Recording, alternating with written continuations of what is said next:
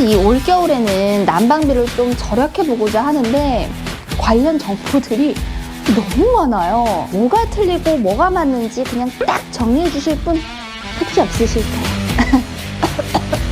추워.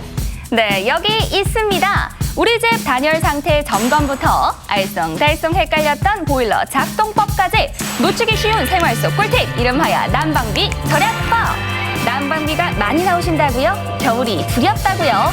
모두가 당장 써볼 수 있는 꿀팁 지금 바로 공개합니다.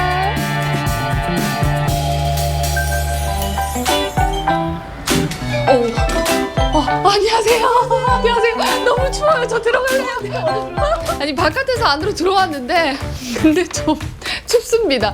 지금 바닥이 살짝 얼음장 같거든요.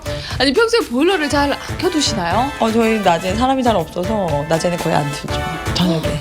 저녁에 네. 어떤 이유로 의뢰를 하셨어요? 난방비가 너무 비싸고 해서 보일러를 좀 이렇게 절약할 수 있는 방법이 없을까 해서 우리 집에 맞는 또 이렇게 절약하는 방법은 뭘까 해서 이제 궁금해서 제가 의뢰를 드렸죠. 난방비 절약으로 우리의 마음까지 따뜻하게 만들어주는 남자 등장해주세요. 와 너무 멋있어. 예, 부산 해운대에서 보일러 서비스를 보고 있는 윤옥선 기사입니다. 네. 엄청 바쁘실 근데 겨울철에 그쵸. 그러면 난방비 폭탄을 맞는 혹시 이유가 있을까요? 일단 단열이 제일 큰 문제인데요. 보일러가 가동되고 나서 일단 쉴 때 데워졌던 열이 밖으로 뺏기면 다시 재가동이 되기 때문에 다시 재차 재가동이 되면서 가스비가 많이 나오게 됩니다. 그렇구나. 그럼 오늘 뭐부터 체크하면 됩니까? 일단 보일러실 단열이랑 보일러 고장 유무부터 체크를 하도록 하겠습니다. 좋습니다, 선생님. 근데 갑자기 궁금한 게 생겼는데 우리 선생님은 난방비 폭탄을 안 맞으시나요? 대개 난방비가 어느 정도 나오는지 궁금합니다. 저희 집은 겨울에 한 10만 원에서 15만 원 정도 나와요. 믿겠습니다. 믿겠습니다. 여러분 출발하시죠.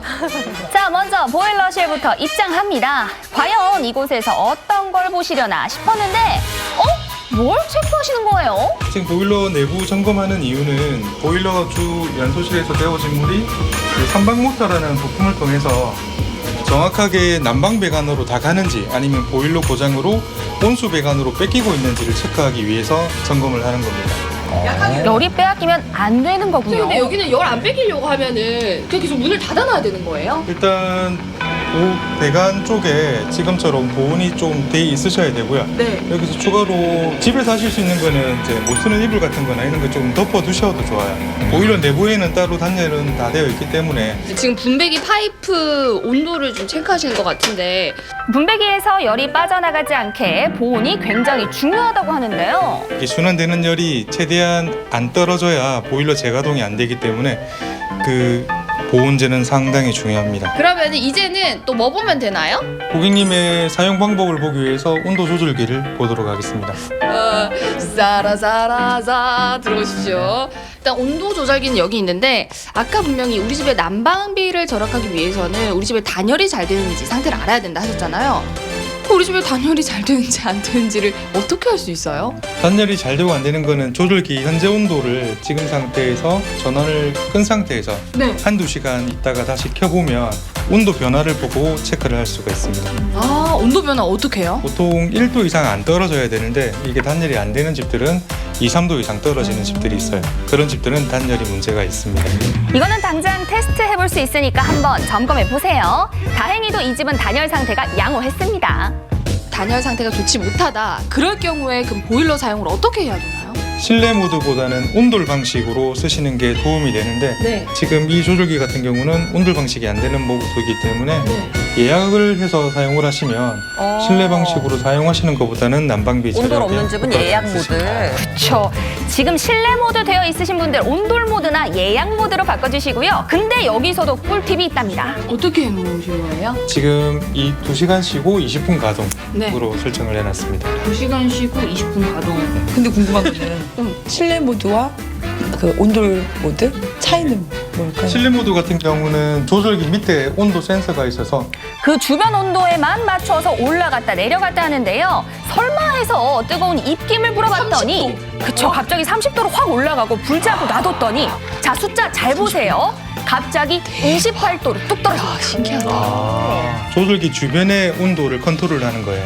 그래서 다른 방이 안 따뜻해도 이 방만 따뜻하면 꺼져버리는 그런 장단점이 있는데, 온돌 모드는 방바닥에 흐르는 난방수를 컨트롤하는 거기 때문에 일단 외풍이 심한 집에는 온돌 모드가 더 나으십니다. 그런데 이외에도 보일러 작동법이나 난방비 절약에 대해서 여러 가지 한간에 떠도는 소문들이 너무 많거든요. 제가 그걸 정리해봤습니다. 첫 번째 질문입니다. 외출할 때는 외출 모드로 설정하는 게 좋다. 하나, 둘, 뭘까요? X. 아이, 진짜요? 정답. 보통 외출할 때 외출 모드를 돌려놓고 나가시면 실제로 난방은 거의 되지가 않습니다. 그리고 집이 다 식은 상태에서 다시 보일러를 켜서 돌리려고 하면 그만큼 난방비 소모가 많이 되십니다. 자, 두 번째 질문입니다. 사용하지 않는 방은 싱크대 및 수동 밸브만 잠그면 된다. OX 하나, 둘, 이거 셋. 어렵습니다. 역시. 일단 불필요한 방은 밸브를 잠궈 두시는 게 보일러 가동 시간이 단축되기 때문에 난방비 절약에 도움이 되십니다. 근데 이제 밸브를 반만 잠그시는 분들 있을 수 있잖아요. 네. 반만 잠그면 어떻게 되나요? 반만 잠그셔도 가동 시간이 그만큼 줄어드시기 때문에 네. 효과는 있습니다. 자, 세 번째 잠그는 거 질문입니다. 꿀팁이네요. 수도 꼭지를 창문 쪽으로 돌려둬야 난방비를 절약할 수 있다. 이거 정말 궁금하시죠? O일까요? X일까요? 누구 생각이에요? 자, 여러분. 제 생각입니다. 헷갈리게 하기 위해서. OX 하나, 둘, 셋. X. 와, 진짜요? 네. 어떻습니까? 어차피 보일러는 물을 틀었을 때만 가동이 되기 때문에 아. 평상시 잠궈놨을 때 방향은 상관이 없습니다. 방향 아무 상관없이 나중에 틀었을 때부터 시작이다. 좋습니다. 마음이 이제 시원해졌습니다. 그러면 이야기 나온 김에 저희 온수 좀 보러 가실까요? 네, 가시죠. 오케이. 그럼 평상시 온수 사용하시는 거 어떻게 사용하시는지 한번 해보시겠습니까? 보통은 온수 쪽으로 돌려서 수압 가장 세게 틀지 않나요? 대부분 이러실 것 같은데. 이렇게 사용하시는 이유가 뜨거워서 이렇게 찬물을 섞어 쓰시는 거잖아요. 이렇게 사용하시는 것보다 왼쪽으로 끝까지 보낸 다음에 온수 온도를 낮춰서 쓰시는 게 난방비 절약에 도움이 되십니다. 아하, 온수 쪽으로 수도 꼭지를 확 꺾되 온수 온도를 조절하면 된다는데요. 이 온수 온도로 난방을 조절할 시에는 55도 이상만 돼도 충분하다고 합니다.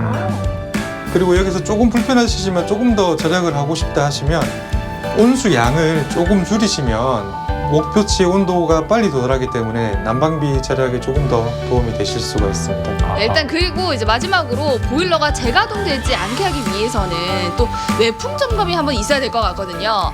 먼저 집안 구석구석 찬바람 들어오는 곳을 찾아주고요. 여기네요. 여기 창문 쪽에서 열이 많이 뺏기고 있습니다. 아, 정말요? 네. 그럼 이럴 경우에는 어떻게 해야 돼요? 여기 뾱뾱이로 붙여서 단열 1차 단열을 하시고 요 틈 사이에 네. 문풍지를 끼워서 들어오는 바람을 조금 더 막아주면 단열에 도움이 될 것 같습니다. 준비물은 정말 간단합니다. 문풍지를 사용하면 난방열이 새어나가지 않으면서 실내 온도를 2도에서 3도 더 높일 수 있다고 하는데요. 문풍지 사용 후에 과연 얼마나 온도가 아까랑 상승했을까요? 5도 이상 차이가 나요. 생각보다 차이가 커서 정말 놀랐습니다. 자, 다음은 에어캡 차례. 해가 드는 남향을 피해 그늘진 곳에 붙여줍니다. 13.8도, 14도. 단열 효과 확실하죠?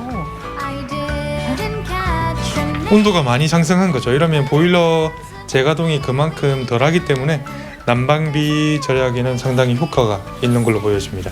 난방비를 절약할 수 있는 또 다른 방법이 있다는데요. 보일러 가동과 함께 가습기 트는 것도 중요한데요. 가습기를 틀어주면 수증기에 의해서 실내 습도가 높아지고 공기순환이 원활해지기 때문에 난방 쾌적성과 효율성이 좋아집니다.